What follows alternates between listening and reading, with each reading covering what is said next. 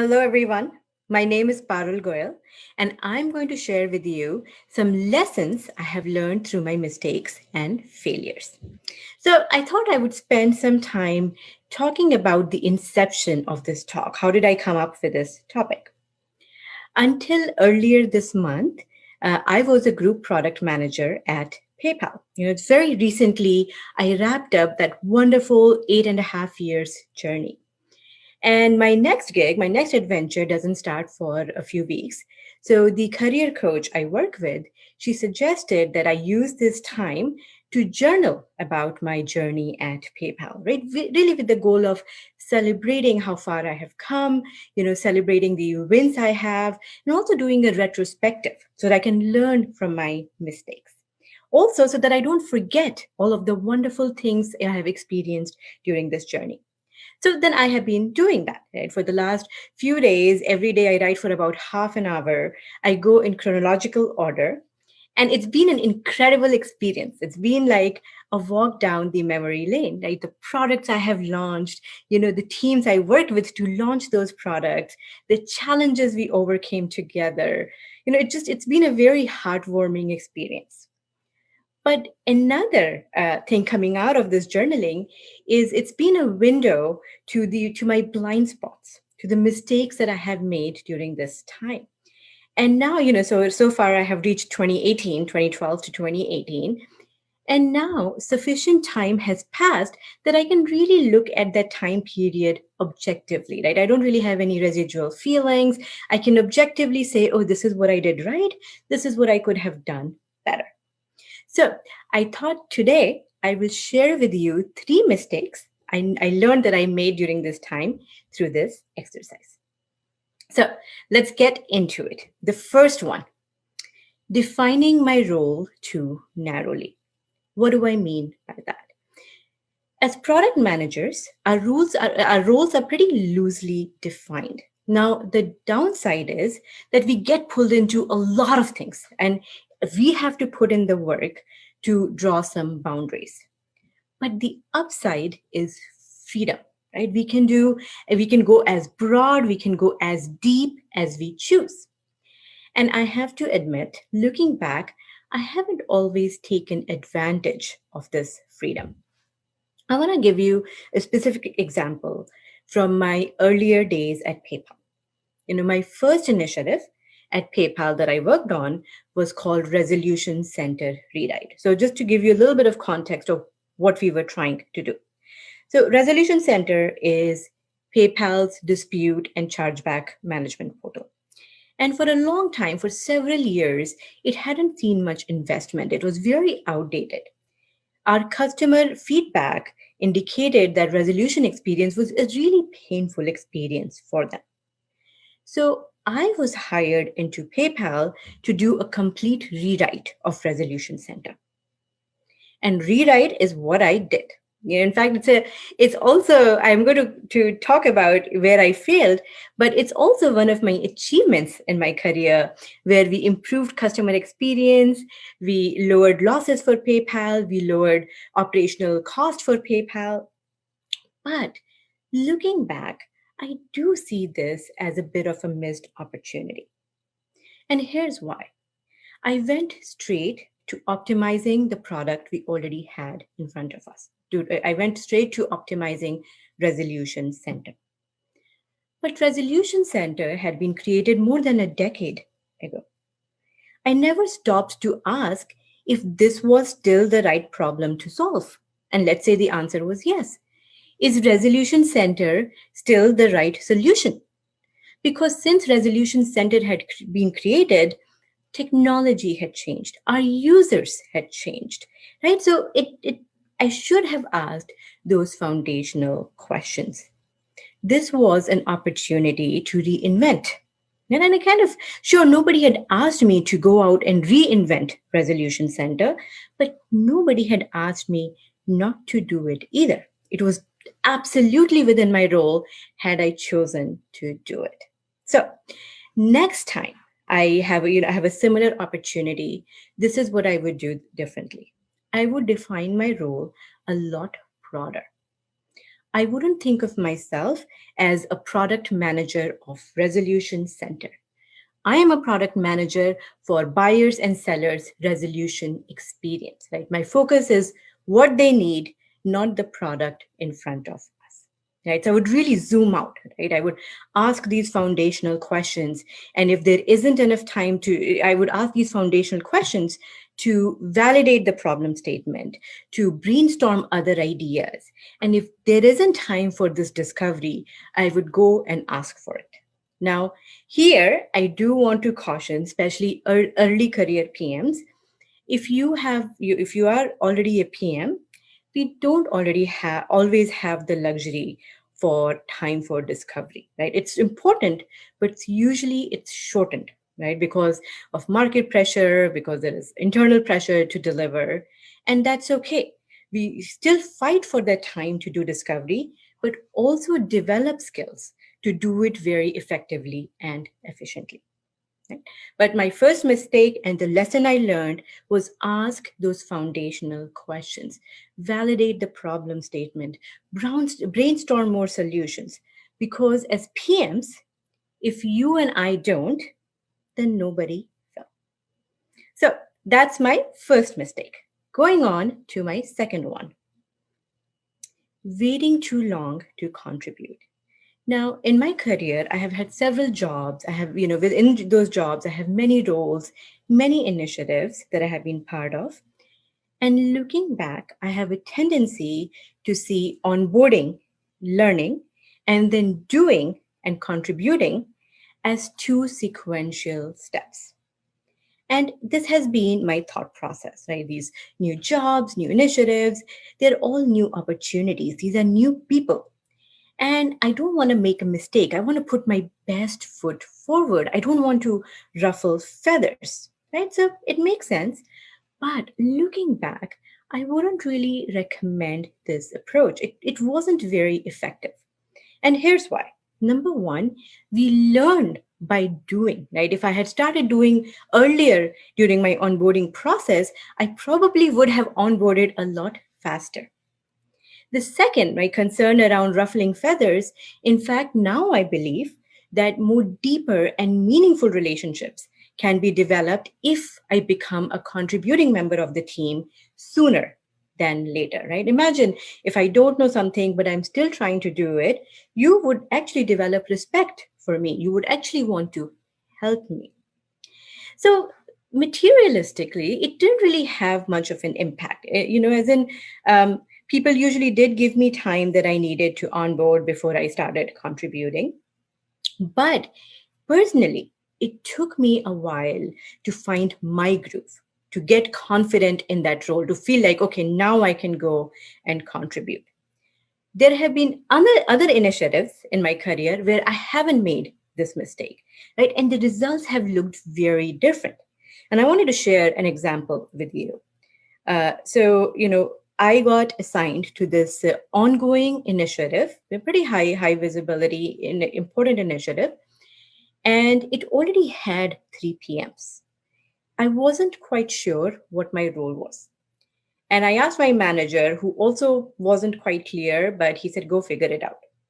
So I did. I talked to each of these 3 PMs. I talked to the sales team. I talked to the engineering team. And these were typical onboarding questions, right? To understand the context, customer, product, what pain point we were solving for. But I also asked what challenges was the initiative facing as a whole that I could help with. And some common themes emerged, right? While each of the functional areas had a PM, there was no PM for the overall end to end product. And that was creating issues. But the message was so clear that I was like, all right, I can do this. So, with the support of the team, I started putting together this end to end view and sharing it. And not only did the team, but my own leadership team appreciated me for my initiative, for like jumping in from the into the deep end. Right? Going into my new role, this is the model that I want to follow, which is start contributing sooner than later. Now, for me, that would look like, finding something small and start executing on it. Starting adding my opinions, offering my opinions in meetings. Sure, I could be wrong because I don't know everything, but I am new, so nobody really cares. Nobody would hold it against me if I am wrong. If anything, I would learn something new from that. I would start volunteering for action items that come up during the meeting, right? So really just start getting involved, start getting my hands dirty. Now, here also, I would add some caution. While I am encouraging you to go out and get involved in something sooner than later, I would resist the temptation to suggest changing or changes. And here's why. Right. So in general, when we join something new, we bring in the outside in perspective. So we might have good ideas, we might be able to spot those inefficiencies, but for those suggestions, even if they are good suggestions, to be received well, two things have to happen, and they both take time. The first one is we have to fully understand not just the product, but the cultural context of the organization, of the team. Right? And that usually takes a while. The second thing is our teams, our managers, our leadership, they have to trust us. And that trust also takes some time to develop, right? So resist the temptation to suggest changes. Start contributing, but start by contributing within the framework, right? So that even when you have these suggestions for changes, you can actually speak to how is it better than the current process because you have tried the current process. So that's the second mistake I made. And the lesson that I learned is start contributing sooner than later, but within the existing frameworks. Okay. So on to the third one, not seeking change. Now, to me, this makes sense, right? Most of us don't really like change. In fact, there is research that shows that even if we are not very happy and there is a new opportunity, which could be worse, but could be better, kind of tend to stick to our current position, current situation, because it's a known devil. This is definitely true of me. And I am a creature of habit.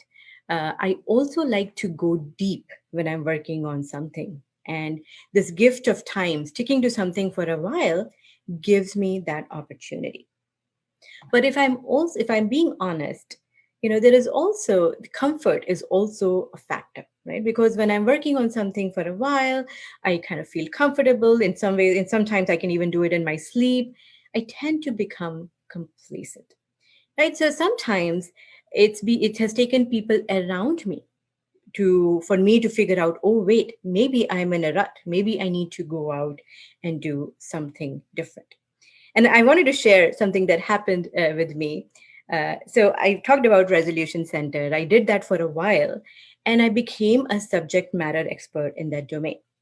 And because of those subject matter expertise, I was supporting a very high visibility, important customer integration with one of our dispute products. This was a pretty large customer, a lot of execs were involved. So I was getting really good visibility. I was having an impact. I was really happy. I was really enjoying that work. And then kind of the main decisions about the dispute process, the dispute product were made. So that work kind of started winding down. And as that work started winding down, saw a huge drop in my stock. I was like, I wasn't being included in exec meetings. Like, nobody was really asking for my opinion anymore, and I felt really hurt. I kind of felt left out. So it was making me very unhappy. And I approached a mentor of mine, somebody who had given me good advice over the years, very practical, good advice. So, I set up a call with him. I related to him what had happened. I was really active. I was this me, but now this is going on, and I feel really frustrated. And my expectation was that he would tell me how to fight back, how to find a way back in. And I was really surprised when instead he said, wouldn't it be nice to do something new? And that was a completely different perspective, something I hadn't even thought of. And he continued to explain to me that you have done your work here. You've been doing it for a while. Instead of getting into this arm wrestling match, why don't you go and ask your manager that you want to do something different?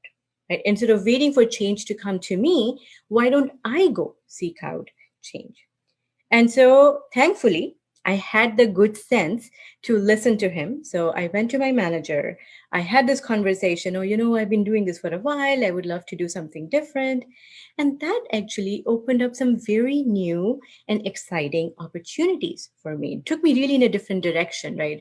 I got into areas other than disputes and developed domain expertise. I actually expanded my network, and it also accelerated my growth within the company. Right? So, uh, going into my new role, I'm going to now, if I have been there for a while, I'm going to ask myself, am I here because I'm comfortable, or am I here because I am still learning? And if the answer is the first one, then I will go out. I will try to get over my comfort zone and make a change. Okay, so that's the model I want to take with me as I move forward. Because let's admit it, that with a change, there is a risk. There is a risk that, maybe your situation would be worse than your current situation, but the reward associated to it is also pretty large. So motivate yourself by reminding yourself of that reward, right? Not Let's not be that focused on the risk. So those were the three lessons I have learned from making these mistakes. I wanna I wanna summarize by saying this. So today I have shared three mistakes with you. Right, the first one is not defining my role broadly enough. The second one is waiting too long to contribute, and the third one is not seeking change.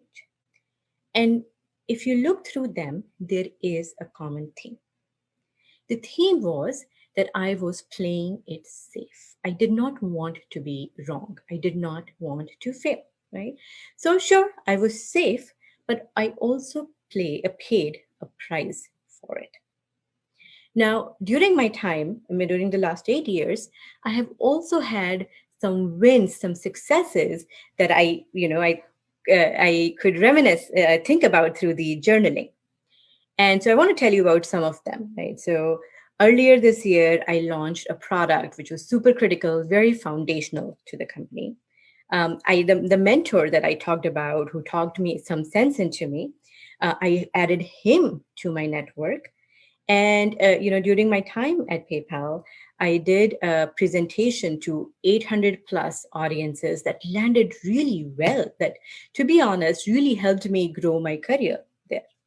So when I review these successes, even there is a common theme, which is I was bolder.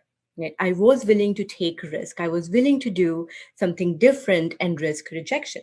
Right. So for the product that I launched earlier this year, I had to have some very difficult conversation with leaderships to get their support. Like I had to have some difficult presentations, go talk to them, and only then we had the support we needed to deliver. For adding the mentor to my network, I had to go introduce myself. I had to share my true self with them. But also, I had to ask them, would you be my mentor? Would you be willing to talk to me now and then when I needed help? And so I had to risk rejection. And the last one, the presentation that was very successful, that I decided to take a very different route in terms of how product presentations are done. I cut out a lot of the details, I added some humor, and it could have gone wrong. It could have been seen as a very shallow presentation, but it really resonated with the audience. So, if there is one thing you remember from this talk, let it be this: fortune favors the bold. So, go out and make bold decisions. Go out and take bold actions. So, I want to wish you and your family a very happy holiday season. take some time to relax, take some time to retrospect, learn from the mistakes you have made in 2020 so that next year we can go out and make new mistakes. Thank you very much for listening to me.